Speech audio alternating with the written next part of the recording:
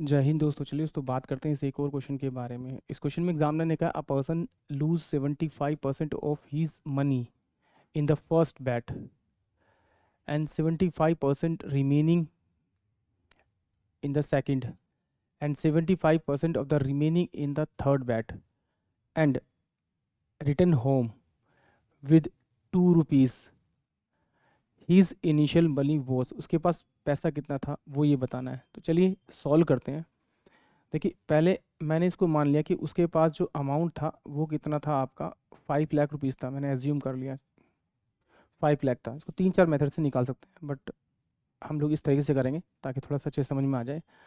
अगर उसके पास 1 लाख रुपीज़ था तो उसने इसमें से 75% खर्च कर दिया पहली बैट में, तो बचा कितना इसका 25%, यानी इसका 25% निकालूंगा तो मेरे पास कितना आएगा 25, और ये 000 बचेगा रिमेनिंग फर्स्ट बैट में। फिर इसका उसने सेकंड बैट में फिर 75% खर्च कर दिया तो बचा कितना 25%। तो ये कितना हो जाएगा आपका 25 इंटू में 25, और ये 0 बचेगा।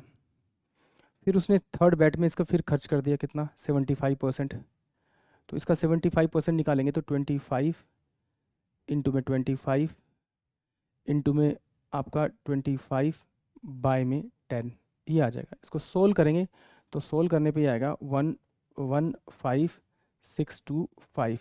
ये 25 का क्यूब है, बाय में 10। बट वो कह रहा है कि ये अमाउंट ये नहीं है, वो अमाउंट है ₹2।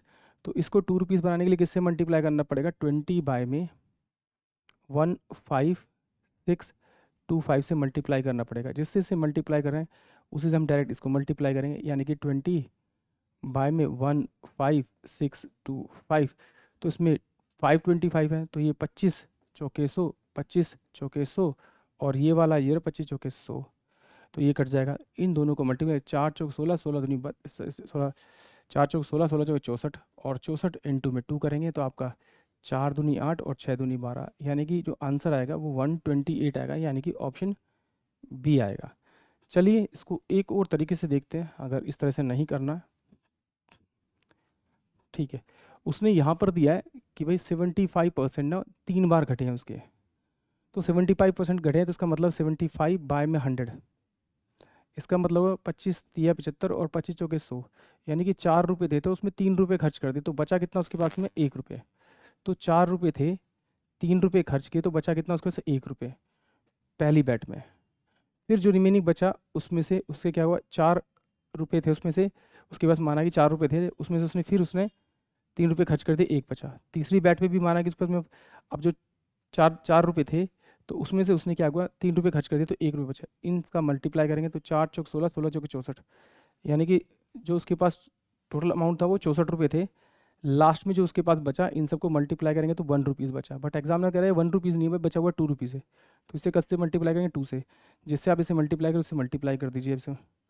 तो ये कितना हुआ 4 दूनी 8 और 6 दूनी 12, यानी कि 128, 128, यानी कि ऑप्शन जो बी होगा वो इस क्वेश्चन के लिए करेक्ट होगा। आई होप आप सभी को क्वेश्चन समझ में आया होगा। जय हिंद, जय भारत।